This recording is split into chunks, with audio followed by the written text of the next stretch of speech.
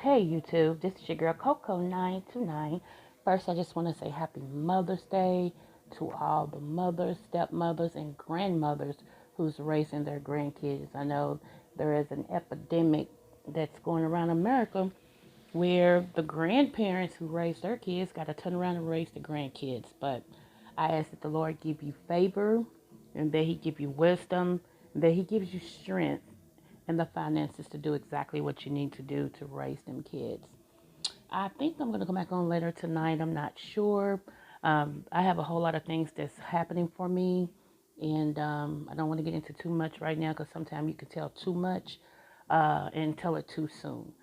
So, anyway, just know that Coco929 will be celebrating today, Mother's Day, myself, uh, ooh, and my grandkids. Ooh.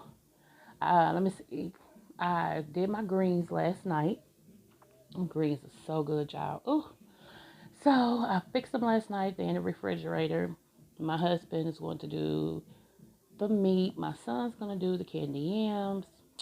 And I told them I'm going to do my own macaroni because I do my macaroni from scratch and I store it with a roux. Can't tell y'all my secrets, but my macaroni's thunder, okay? So, and I know that's an old term, but hey, I'm almost 50. So, thunder, it says everything for me.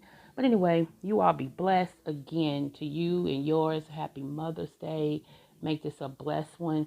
And for those of you that's without your mother, just remember the good times and just be grateful that she's not in this world anymore.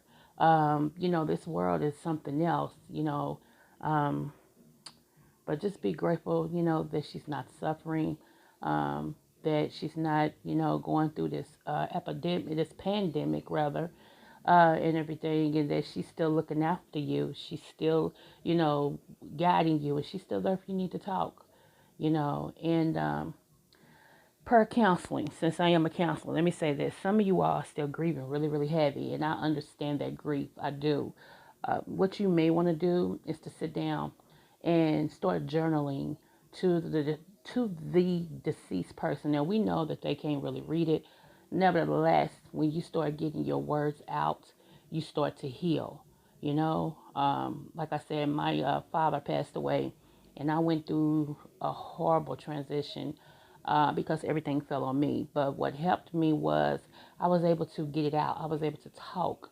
I was able to write it down, And so start journaling, on this day, today I miss my mom, blah, blah, blah, blah. And I feel like this, you know. And then go and look back 7 days later and read where you was then and where you are now. You know what I'm saying? And just keep on until you finally feel like, okay. And some of you all might need to write a letter to, your deceased loved one. And since today's Mother's Day, I'm talking about mothers, but this goes across the board. Write a letter to the deceased person, and once you write it, put it in the envelope and just, sit it somewhere like you've mailed it, or then once you do that and you feel like, you got everything out of your system, you can burn it, cut it up, but get it out. Don't let it stay stagnant because stress, heartbreak, and fear brings on medical conditions, okay? So anyway, don't want to come on here and get this long drawn out story. Everybody who, like I said, all the females that's a mother, if you're an auntie raising your nieces, you're still a mother because you stepped in that role. All the foster mothers, because I had a wonderful foster mother. That's a whole nother story for a whole nother day, and I will tell about that. So y'all be blessed. Remember, today's Mother's Day. Smooches.